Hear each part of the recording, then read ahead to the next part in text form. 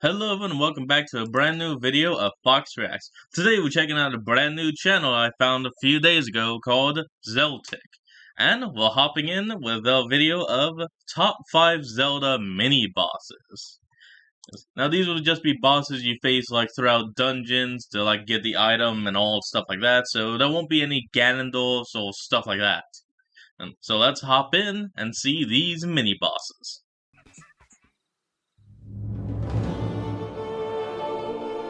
Great intro already, I can tell this guy's done a lot.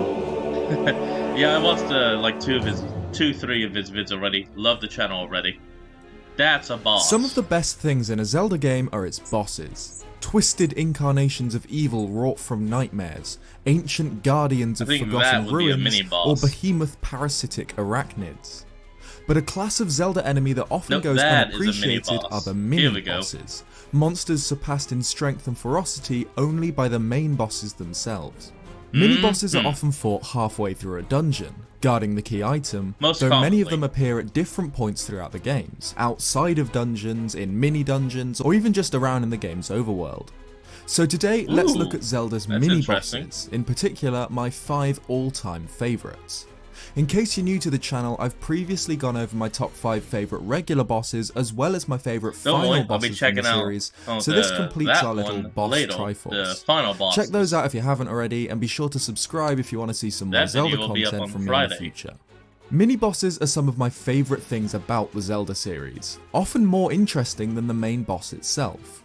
They've been around since the very first Zelda game, although it was Link's Awakening that really established the theme of including them. So without further ado, let's delve into the dungeons of Hyrule and face some of the most intimidating and powerful non-boss enemies in the series. They're not the final boss of an area, Number but 5, damn if they don't make an impact. Throughout the Zelda games, Link has proved to be an incredible swordsman. Wielding legendary weapons such as the Big Goron's sword, the Four Sword, or the Blade of Evil's Bane itself, the Master Sword, there are very few who can stand toe-to-toe with the timeless hero when blades are drawn. But one enemy that proves time and time again they're more than a match for the hero in a sword fight are the Dark Knights. Corrupted titanic knights clad in heavy plate, wielding colossal broadswords and great shields. Yeah, look at these Standing things. well over 7 feet tall in some games, Dark Knights are walking 7 tanks. feet? Damn. Their armour impenetrable except at the seams, their blades sharp and heavy. The Dark Knight is one of my personal all-time favourite recurring Zelda enemies. In fact, across all games, I'd probably go as far to say as it is my favourite, although there's one contender for the throne I'll go over later on the list. They first appeared all the way back in the very first Zelda game, though they weren't a mini-boss then, just a common, albeit very tough, armoured enemy. The first appearance of a Dark Knight as a mini-boss was in the Wind Waker, where halfway through the Tower of the Gods, Link enters a small room and the door bolts shut behind him. Standing in the centre waits a Dark Knight, his sword hiding his face. That sweet mini-boss theme kicks in, and the Dark Knight switches stance and swings his blade, challenging Link to single combat. Dark Knights themselves are probably the most dynamic and most fun enemy in the game. They start the battle clad in their plate armor and wielding their giant sword, though Link can cut this armor off and knock the sword from their hands, even pick it up and use it against them. When unarmed, the Dark Knights resort to some sort of kung fu shenanigans, which actually makes them a lot harder to fight. Oop. Hold on a moment, folks. Alright, I think that's been long enough. Let's try. The next 3D Zelda to feature a Dark Knight as a mini-boss is Twilight Princess, where they're just as awesome, if not even more so, than their Wind Waker counterparts. Definitely more. Again, they're powerful, giant armoured knights, but this time, instead of using martial arts in later stages of the battle, they draw a rapier-like sword and continue to duel Link. A Dark Knight is fought as the mini-boss of the Temple of Time, although they're also encountered in the Cave of Ordeals in Hyrule Castle. Damn. Dark Knight mini-boss fights also appear in 2D Zeldas, the best of which feature in the Minish Cap, where they take on their forms from the Wind Waker. Link encounters multiple Dark Knight mini-bosses throughout the game, the most powerful of which is the Black Knight found in Hyrule Castle. They're easily the most powerful non-boss enemies in the game, vulnerable only on their weak spots on their backs. The Dark Nut is one of the greatest and most iconic Zelda enemies. It's a shame we haven't seen it since Twilight Princess back in 2006. You know, it's, they represent a true challenge to Link's martial skills, and I'd have loved to see them in a game with as great of a combat system as Breath of the Wild. Every time a Dark Nut mini-boss appears throughout the series, you know you're in for a real fight. Dark Nuts were always difficult enemies Number to take 4. down. Egos du Ikana. Hey, it's Ikana you! Valley is my absolute favourite area in Majora's Mask, and one of my favourites in any game in the series. It's full of a sense of mystery and sadness, the ruins of an ancient and we're back. Powerful kingdom inhabited by the lingering, long-dead remains of its subjects. Ikana Valley rots in the shadow of the Stone Tower, housing one of Majora's Mask's dungeons. The kingdom of Ikana during the events of Majora's Mask is a ruin, the decaying corpse of a once powerful nation which even now continues its war against the Garo, spies from an enemy nation, long after both sides are dead. And its castle serves as a mini-dungeon, a precursor to the Stone Tower Temple, crawling with undead, Skulltula, Floormasters and Garo. Link has to fight his way through the ruins of the seat of the Ikana royal family until he reaches the throne room where he faces the ancient king, Egos du Ikana. When Link enters the room, Egos will greet him, scorning him for bringing light into the eternal darkness of the kingdom. He darkens the room and sends 2 minions out to fight Link, one of which was supposedly the best swordsman in all of Ikana. Link can defeat them by shooting fire arrows at the curtains to let light in, and reflect this light onto them with the mirror shield. When both lackeys are defeated, Egos himself will stand up from his throne, prepared to deal with Link and personally. spawn weapons. Just pop the fight up. itself against Egos is really unique. He'll breathe ice, or blue fire, or just bad breath on Link, and he can detach his head and have it fly around the room independent of his body, latching onto Link like a redead, as well as just fight Link conventionally with his sword. Reminds me of that. He's basically just a more powerful version of one well. of his servants. You can defeat him again using the light. After his defeat and a little exchange between the spirits of the king and his servants, he'll explain the fate of his kingdom, that the curse that plagues them is due to the Stone Tower Temple being opened, and winds of darkness tearing their kingdom apart. Oh boy. He'll teach Link the Elegy of Emptiness, which he needs to take on the dungeon before fading away, his last words being, "On my kingdom, shine the light of justice."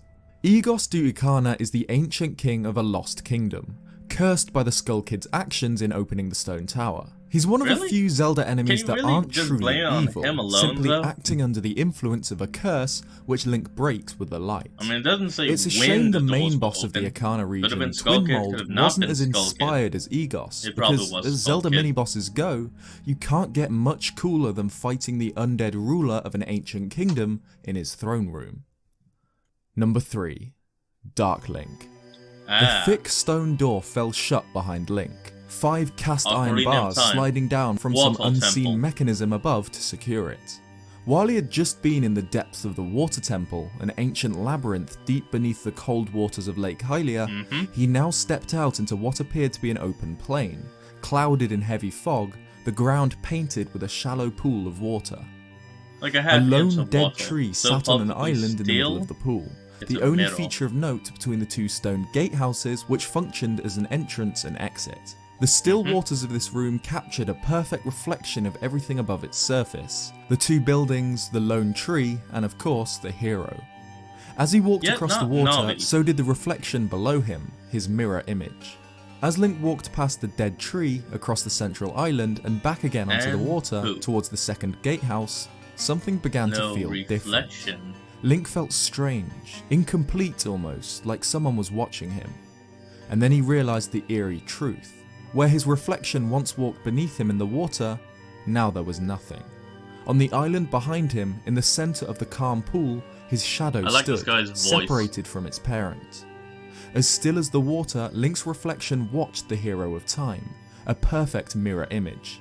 Navi's comment captures the feeling of I'm sorry, but I can't be the only one that's enjoying this guy's smooth as hell voice. It's like, this. That's all I can say. Link to him and this video in the description below. Check him out.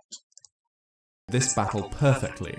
Instead of a detailed description, it simply reads, "Conquer yourself."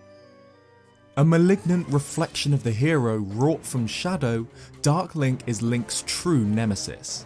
He's likely the most memorable mini-boss in Ocarina of Time, perhaps of any Zelda game, a true challenge against yourself.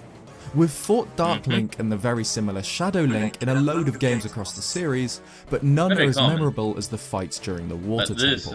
At the beginning of the battle, Dark Link fights by mirroring your movements. If you stay still, so will he. He mirrors even the amount of hearts Link has at the time of fighting him. As if to taunt Link, he can jump onto the blade of the Master Sword to avoid your strikes, and if you manage to land a blow, he'll fall through the surface of the water before reappearing. Kind of like an old classic. At the start, like Dark Link is a translucent, mirage-like clone of Link, though as the battle progresses, he becomes darker and more opaque, more aggressive, almost as if the magical process through which he is copying Link is learning from the battle, becoming more intelligent, more real. Part of what's so exciting about Dark Link is the mystery of the battle. We don't know. That is an oh crap ad. We're back. We don't know anything about his origin. My personal theory is that he's a creation of Morpher, a demon with mastery over water who has enchanted the pool to create an evil spirit from a person's reflection. Whoever Dark Link truly is, it's one of the most iconic Zelda battles of all time. Again, a mini-boss that completely, no pun intended, overshadows the main boss of its dungeon, and no favourite mini-bosses list would be complete without it. Number 2, it's like always Iron on Knuckle. Iron Knuckles are absolutely some of the toughest Zelda enemies in any game.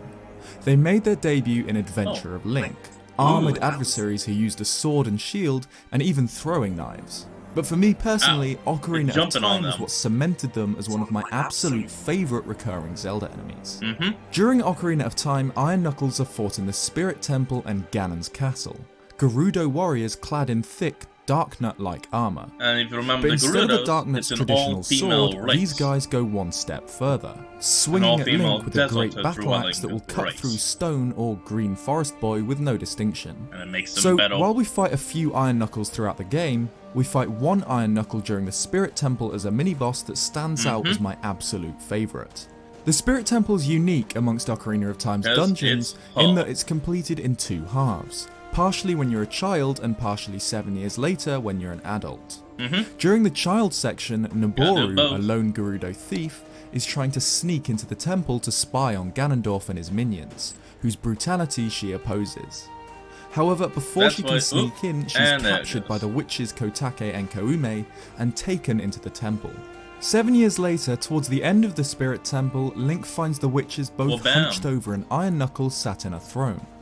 When he enters the room, they mock him and command the Iron Knuckle, their loyal minion, to destroy him. The intruder. The Iron Knuckle stands up, the mini-boss theme starts, but it realises it's forgotten to summon its axe. It snaps its fingers, a battle axe appears, and the fight ensues.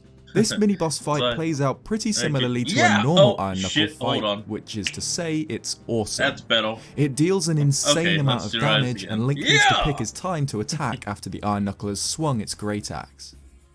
Like the Darknuts, Iron Knuckles are a real challenge, though Navi notes that there's something off about this one. And sure enough, when Link smashes the Iron Knuckle's armour to pieces, the Iron Knuckle's revealed to be none other than a brainwashed Noboru, clad in armour and oh, come on. Alright, I'll see all of you in a second. Alright, I think it's been long enough. We're back. Forced to do the witch's bidding. It's revealed that Noboru had been brainwashed and used to serve Ganondorf for 7 years. I like how the carpenters in Kakariko Village mention that she led a gang of thieves, stealing from the weak and the innocent, brainwashing people herself at the Spirit Temple. And now, likely as a cruel joke aimed at both the Gerudo thief and Link himself, the witches dressed her up in a suit of armour and forced her to fight Link, hoping one would kill the other. Noboru's Iron Knuckle fight is an awesome twist on one of the best enemies in the game, adding another level of depth on an already incredible mini-boss fight. Iron Knuckles are some of the most fun and most intimidating enemies in the game, but the fact that one of them is just a brainwashed Noboru forced to fight you just makes it even better. Number 1. Here we go. Wait, really? You're saying this guy is the #1 mini-boss? Alright, your list, Zeltic.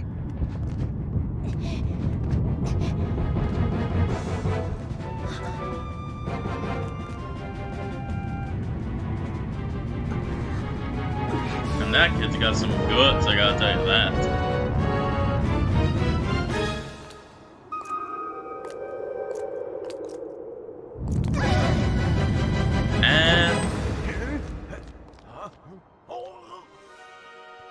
Here we have it, my absolute favourite Zelda mini-boss of all time, King Bulblin from Twilight Princess. As one-off secondary antagonists go, you don't really get much better than this. He's, as his name implies, the leader of the Bulblins during Twilight Princess, a hulking, brutish, orc-like warlord clad in crude armour. The only thing is that King Bulblin and his legions of soldiers follow strength. Twice. They follow Zant, and by extension the true power behind him, Ganondorf. At the beginning of the game, King Bulblin is responsible for kidnapping the Ordonian children who escape to Kakariko. And later, in the supposed safety of Kakariko Village, we get one of the We're back from the ad. Best Zelda cutscenes of all time. The piece is disturbed by the harrowing, slow-motion charge of King Bulblin, clad in full armour, riding full speed towards the children. Colin sacrificially throws himself in front of the charging beast and is captured, seconds before the hero of Twilight arrives on Epona. Link gives chase, and through Hyrule Field he pursues the king in order to rescue Colin, who's tied to his steed. After catching up to and attacking King Bulblin, he'll ride towards the Bridge of Eldin, preparing to take Link on one-on-one. The Hylian rides Epona, and the brutish warlord rides Lord Bulbo, a colossal armoured boar. With hundreds of feet of dark chasm below them, the two joust on the thin stone bridge. Link must slash at the king while avoiding the crazed charges of his steed, eventually throwing him from the boar into the darkness below.